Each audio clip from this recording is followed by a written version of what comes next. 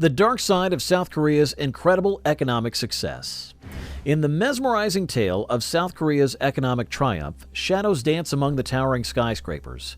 Beneath the gleaming facade of prosperity, a haunting question lingers. What secrets lie within the dark corners of this captivating success? Seoul was a mere shadow of its current splendor in the enchanted era of the 1960s. The majority of its residents were uneducated, and they toiled in the grip of a weak economy that was insignificant even in contrast to that of their northern neighbors. Take a look at the amazing story of progress and resilience in the present. Even European nations are jealous of Seoul's current infrastructure crown, which is unmatched. As the years go by, hundreds of thousands of eager university graduates emerge, bringing new vitality to South Korea's booming industry. The future? You might even find a beloved Korean work adorning the walls of your modest home thanks to this remarkable country. Due to its high suicide rate and unstable employment market, South Korea, once a nation of wonder and achievement, today bears a frightening shadow. In one of the unhappiest nations on earth, young Koreans deal with unemployment. Explore the mysterious secrets of the Korean economic miracle right now. Explore the connections that bind this intricate tapestry of development and sacrifice. How did South Korea become one of the world's most developed countries after emerging from the gloom of the Third World? Think about the ironic paradox that their very achievement comes at a high cost to their own population. Experience the dark side of the Korean miracle on a journey that will captivate your senses. It's a tale that speaks volumes about the price of progress and the chilling consequences lurking in the shadows of great prosperity. Korea was in a bad situation in the middle of the 1950s as a result of the prolonged Japanese occupation.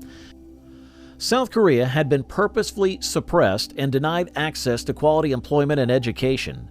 But once the Japanese fled, the nation was split into a South supported by the United States and a North supported by the Soviet Union. Shortly after, the North attacked the South, sparking a terrible war that destroyed the South's economy and infrastructure. With an illiterate populace and an agricultural economy in 1953, South Korea was doomed to an uncertain future. But this marked the beginning of a remarkable miracle. The remarkable economic rise of Korea was made possible by three important elements. First, the Korean government made the audacious choice to switch its attention from agriculture to industry at the beginning of the 1960s. However, they adopted a novel strategy by deciding to sponsor only specific family-run businesses known as cheeky balls. These businesses were permitted to operate outside of the established norms because they were given considerable government assistance in the form of loans, subsidies, and tax advantages.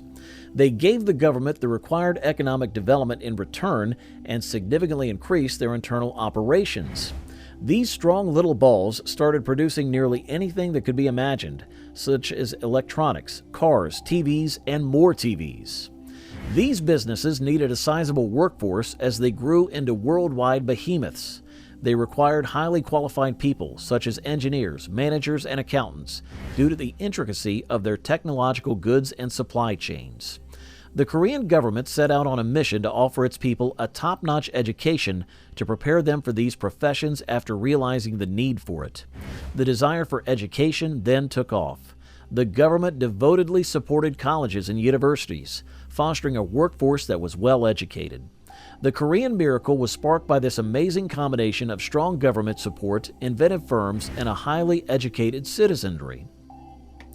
South Korea's development from a desert with uneducated people to a prosperous country with internationally famous businesses is a story of resiliency, inventiveness, and amazing tenacity. Korea had an unprecedented educational boom after the war on a scale never before seen. Following its independence, South Korea's government opened up education to all citizens and promoted the idea that earning a college degree was necessary for success in life. South Korea achieved global education status in just a few decades, with over two-thirds of young people earning a university degree thanks to successful college recruitment tactics. As the nation generated more graduates with advanced degrees who required jobs, the infamous South Korean work ethic started to take shape. Major conglomerates, or chaebols, instilled unshakable devotion in their workers during the economic boom. It was a complete dedication to the success of the organization, not just having a job. Work came before family, personal life, and even free time. Employment became a way of life, with long hours, weekends, and socializing becoming the norm. Even today, it's common for South Koreans to spend time drinking with their bosses, and leaving the office before the boss deems it acceptable is out of the question. The result of this intense dedication is that South Koreans now work longer hours than anyone in any other developed nation. This work ethic played a significant role in propelling the country's economic boom. However, with every light, there's a shadow. While the Korean miracle is impressive, it's important to acknowledge the dark side of this fervent pursuit of success. The dominance of mammoth monopolized companies, supported by the state, raises questions of individual liberties and competition. Furthermore, the pressure to conform to societal expectations and the sacrifice of personal time can take a toll on the mental and physical well-being. So while the recipe for South Korea's success seems remarkable, it comes with its own complexities. The combination of government-backed conglomerates, a highly educated population, and an unwavering work ethic has undeniably brought prosperity. Nevertheless, it is crucial to shine a light on the potential drawbacks and consider a more balanced approach to work and personal fulfillment. In South Korea, the success of chaebols, large conglomerates, has led to a unique paradox. While these companies contribute significantly to the country's GDP, they only provide a small percentage of jobs. They have become experts at growing their businesses without hiring additional staff, which saves them money but limits employment opportunities. This is concerning because prestigious and well-paid jobs are mostly concentrated in these companies. As a result, there is fierce competition among college graduates who aspire to work for these companies. However, the education system in South Korea has created a surplus of highly educated individuals, making it extremely difficult for graduates to find suitable jobs. Shockingly, college graduates in South Korea face higher unemployment rates than those without degrees, a phenomenon unheard of in other parts of the world. The government has even launched programs to help young, educated individuals find jobs abroad to prevent them from falling into poverty. The root cause of the issue lies in South Korea's obsession with success and education. The country's education system has become the most competitive in the world, and even young children have to work incredibly hard to keep up.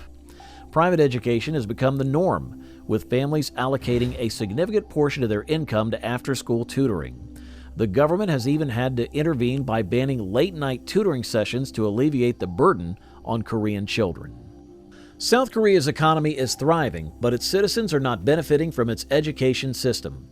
Education inflation, job shortages, and work cultures hinder productivity and happiness. Despite the country's reputation for academic achievement, even top degree holders struggle to secure employment, causing frustration and dissatisfaction in a society that values success and education. In this highly competitive environment, students and young professionals are working harder than ever before to excel academically. Yet the reality is that a degree alone is no longer a guarantee of securing a job. The job market is fiercely competitive, and many students find themselves grappling with unemployment or underemployment. This mismatch between education and employment opportunities has created frustration and disillusionment among South Korean youth. Employment often presents a challenging work environment with hierarchy and loyalty-based promotions, affecting employee performance and results. Long hours may not lead to high productivity, as the outdated approach is at odds with 21st century demands. To reshape the future, South Korea must address the core issues at hand, fostering an environment that values both hard work and smart work.